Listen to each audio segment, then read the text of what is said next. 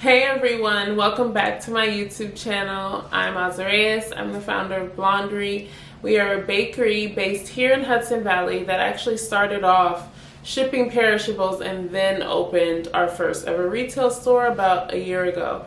I've been in this business for about 6 years and I have a lot to share, but today I'm going to focus on sharing with you my updated do's and don'ts for shipping perishables. And as you guys know, I don't like to waste a lot of time, so let's just jump right in. If you haven't seen the first installment of this from 3 years ago, it's definitely still worth a watch. I'm just following up on the questions that you guys have been asking me over the years. So let's hop right into it. I have an uneven amount of do's and don'ts, so I have 3 do's and 2 don'ts. I could not think of another one. So let's just go back and forth. So the first do is do invest in marketing. So as a perishable business, we are flipping the script with our business model, right? So that means that people, the first time they see our product may be online, like on our social media or on our website. So you really want to have these beautiful imagery, very clear, focused imagery, showing packaging, showing products, showing sizing, so that people can really get a grasp on what they're buying. I would highly invest in getting a professional photographer to come and do a photo shoot. So what you can do is just make everything that you want ever shot for the next, let's say, 12 months. And then you come and have them work maybe like 6, 8, maybe even just 4 hours. And they just come and shoot everything and get a few different different backgrounds. Maybe some seamless paper that was always cheapest for me to use and keep using. I could reuse it.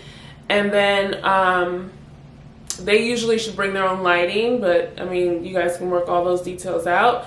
But I highly recommend getting a professional photo shoot done for your social media, email marketing, and your website. You can use these images across all of those platforms. The next thing I would recommend when investing in marketing is focus on 1 to 2 social media channels, meaning don't try to do all of them at once, like Threads, Twitter, Instagram, TikTok, and Facebook. That's a lot. So narrow it down to 2. Right now, I focus more on Instagram and TikTok, and then I work in YouTube sometimes, but really try to narrow in on 2 of them and just do those to the best of your ability. I know there's a lot of advice out there that says you need to be posting every day, twice a day, reels only, but go with the pace and the speed that works for you and post the content that works for you. Really, you want to think about social media as just documenting, not necessarily marketing yourself. And we'll get into later why that's important. Or you can also check out my playbook, Crowdfunding for Micro Businesses, where I talk more about building your community and also raising money at the same time. That's a whole nother story. But yeah, document your journey. It'll help you out in the long run, trust me.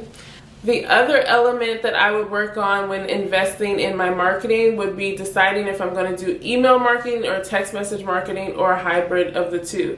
Either way, you want to start collecting those phone numbers or those emails as soon as possible. That way that you can own your customer journey. There's so many automations nowadays with these email platforms and text messaging platforms. You just want to start collecting that information for yourself.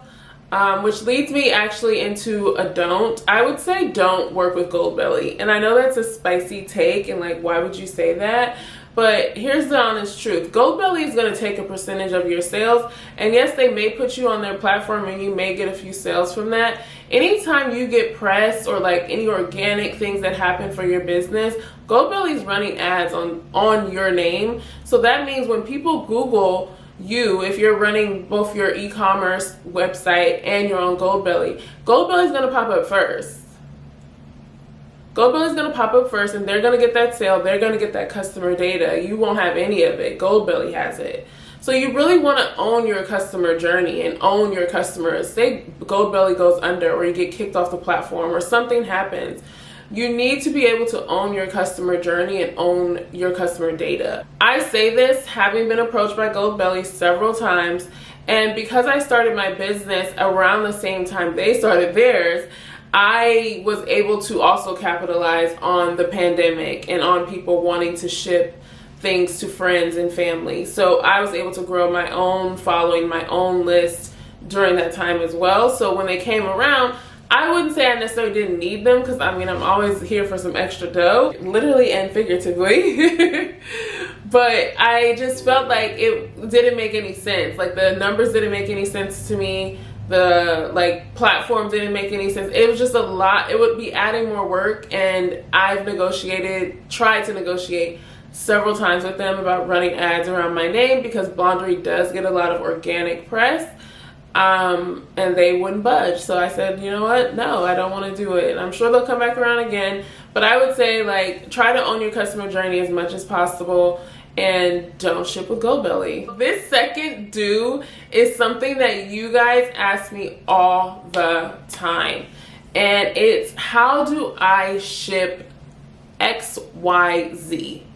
And my do in this situation is do order from others who are doing what you want to be doing. So for example, I get a lot of people asking me, how can I ship my fresh juice? Have you ever considered ordering fresh juice? Like, that's what you have to do. That's the kind of resourcefulness, that's the kind of ingenuity you have to implement into your life now. I think that being an entrepreneur is half parts being really like passionate about what you do, but also being very resourceful and knowing where to look for answers. And yes, YouTube is an awesome resource, but there's a lot of people on here talking to y'all about stuff that they've never done before. So why not just go straight to the source? If you're looking at starting a juice company, figure out who the top shipping e-commerce juice companies are and order from 2 or 3 of them. Yes, you're going to spend some money, but it's not like you're spending it for nothing. You want to be in this business, right? So you got to invest a little bit of money and spend some to figure out how to ship stuff. That goes for even people who ask me, oh, what's your packaging look like? Or what's this? What's this? Have you ordered my product before? I'm not saying you have to. That's not what I'm saying. But to come and ask someone about how to do something without having done your own research on it is a little entitled, right? There's a little bit of entitlement there. So we want to make sure that we're like, you know, doing the work that we say that we want to do. So yeah, order from someone else who's doing what you're doing, and just kind of look at their packaging. Things are easily Googleable. So if you find that they're using juice bottle separators, I'm sure you can Google that, look in Google Images, and probably find what they're using or a version of it, okay? And then, I mean, I said it in the last video about shipping perishables, but try to buy small quantities of packaging that you're testing, because you don't want to end up with like a whole bunch of packaging you can't use, right? So try to buy small quantities. I love Amazon for that. My last don't, and I have a do after this, but my last don't is do not worry about the legalities of things right off the bat. And what I mean by that is you need proof of concept before you start worrying about, oh, is it legal for me to ship things across state lines, and I need a commercial kitchen and all of these different things. You want to make sure that you have a product that people will buy, and that you're generating enough revenue to sustain whatever next step there will be. And yes, everything will always be a leap of faith. So you may not think you have the revenue, but you have a little bit coming in. Like if I told you the things that Blondery has done just off the strength of my passion behind the brand, not because we had the funds ready, you would be surprised. But when I say that to say that a lot of people reach out to me and their questions center around the legality of things. And I just feel like I know where that's coming from. It's like you want to protect your brand, you want to protect what you're doing, you want to like make sure that no one steals your idea, but there's no business boogeyman out there looking for businesses to steal. So that's number one. Let's get that out the way. There's no one out there looking for businesses to steal, especially in this industry. This is probably the unsexiest industry, unless you're going into CPG, that anyone can be in right now. But everyone knows it's going to be around for a long time. The market is growing, especially if you have a luxury food product. The market is growing there. So Don't get frustrated or caught up in the legality. Don't talk yourself out of your business because you're like, oh, I can't afford the trademark, or I can't afford to legally form my company into an LLC. I will say the things that you can get right away are your domain. So you want to get your domain name. You can get that from namecheap.com. That's where I get all my domains. And then you also may want to get your usernames or handles. So you also may want to get all of your handles on social media. So say your name is Amy's Cupcakes. Go get amyscupcakes.com from namecheap.com, and then go get Amy's Cupcakes on Instagram, Twitter, Facebook. Even if you're not planning to use all of those right now, we ran into an issue a few years ago. Blondery, the handle is already taken on TikTok, so now my handle is Blondery HQ, which is like, ugh, I should have gotten the handle right as soon as TikTok came out, but I was like, oh, it's gonna be a fad. Boy, was I wrong.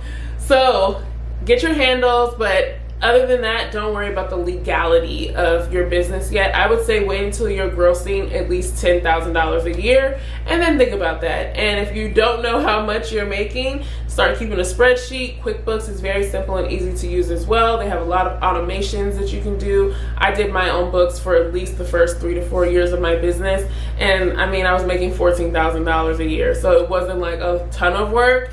But it's good practice so that when you do hire a CPA or a bookkeeping company, you kind of know how you want your books to run and the different categories and just how to work QuickBooks or whatever invoicing and financial reporting software you plan to use. I know there's a ton of them. I just use QuickBooks. That brings me to my last point. A lot of you guys also asked me which platform should you build your website on, and this is not sponsored, but I will say that Shopify is the best and has been the best consistently for my business. I always tell new business owners, whether they're in food or anything else, if you're looking to sell any type of product and ship it out to customers, Shopify is the way to go. If you're never going to ship anything, which I don't know why you'd be on this video, but if you're never going to ship anything, then probably Squarespace and Wix and wherever else would probably be great. Would probably be great options. But Shopify has time and time again shown me that they are willing to scale with my business in the forms of Shopify. I liken it to an app. So an iPhone, sorry. I liken it to an iPhone. When you buy an iPhone, there's like a few apps on it, but you can completely customize your experience on your phone. Shopify is similar. Now, is everything behind a paywall? Yeah, most of it I would say is. There's very few free apps, but there are very useful ones, and you can completely tailor your experience on Shopify just simply plugging in an app to your website, like doing some light adjustments, maybe the text or whatever. My website now is completely custom, but it is built on Shopify. So, and I shouldn't even say completely custom. There's definitely some plugins running, but the user interface is custom. The backend is still Shopify. So build your website on Shopify if you are still looking at, and if you have already built your website on another platform, you have to move it over. Unfortunately, that would be my advice, is move it over as soon as you can to Shopify, because I did re-platform right as soon as I was getting some traction, and that was a headache. That's a headache to do. It's a learning curve, right? So you want to do that when you have the downtime, as much as you have right now. Move your website over to Shopify, and then you don't have to do it again, unless a better one comes out one day, which we all will be in deep you know what then.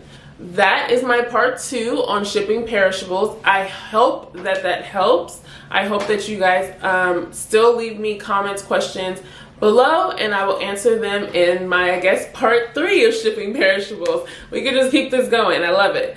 Thank you guys so much for watching. Please like, subscribe, and share this video if you have not already, and I will see you the next time. Cheers!